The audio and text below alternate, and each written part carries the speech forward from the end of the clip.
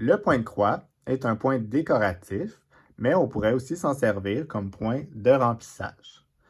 Comme fait voir, c'est plein de petites croix qui sont côte à côte, ou si vous préférez, des X. Alors moi, en tant que droitier, je vais commencer à gauche pour terminer vers la droite. Alors pour le réaliser, je vais sortir mon aiguille dans le coin en haut à gauche.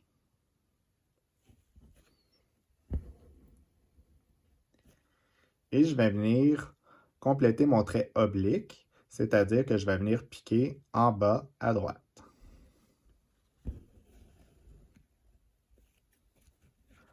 Ensuite, ce qui va être important, c'est de sortir en haut à droite.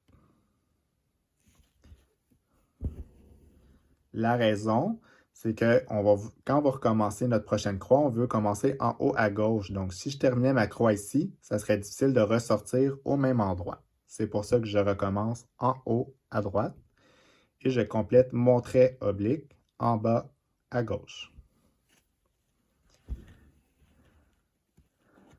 Donc, vous pouvez voir que, si je tire un peu, que ce fil-là passe toujours par-dessus l'autre et c'est important que ça soit le fil dans cette direction qui passe toujours par-dessus l'autre pour avoir un effet régulier.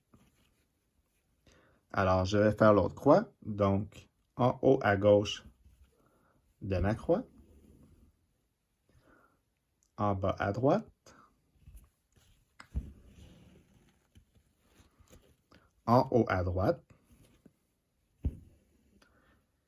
et en bas à gauche pour aller rejoindre l'autre croix.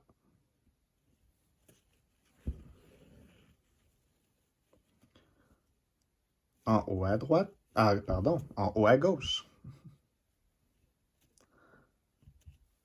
En bas à droite,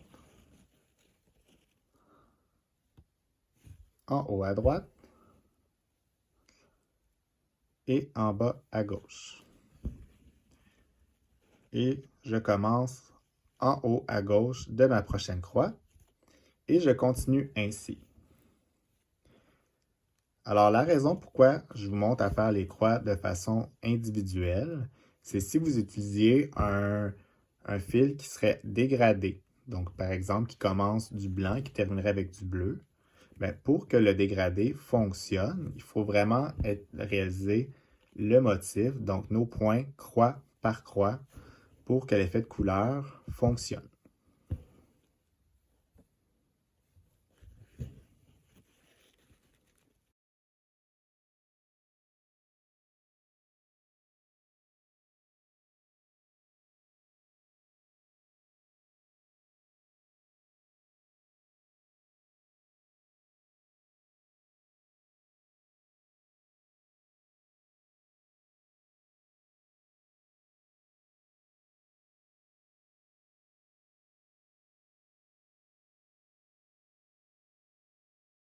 Et voilà. La deuxième façon de faire le point de croix, c'est de réaliser tous les traits qui vont dans une direction et de revenir et de refaire les traits dans l'autre direction. Donc ici, je commence en haut à gauche de ma croix et je termine en bas à droite. Et je m'en vais en haut à gauche de ma prochaine croix. Et en bas à droite. Et je complète tout le trait de toutes mes croix,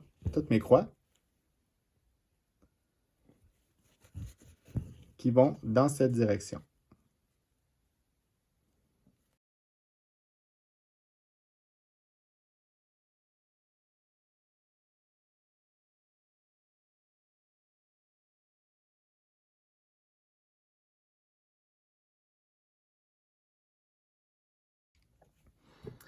Alors, j'ai tout complété le trait, dans le fond, qui penche vers la droite. Et maintenant, je vais réaliser tout le trait qui penche vers la gauche pour compléter les croix. Donc, je commence en haut à droite et je m'en vais en bas à gauche rejoindre mon trait précédent.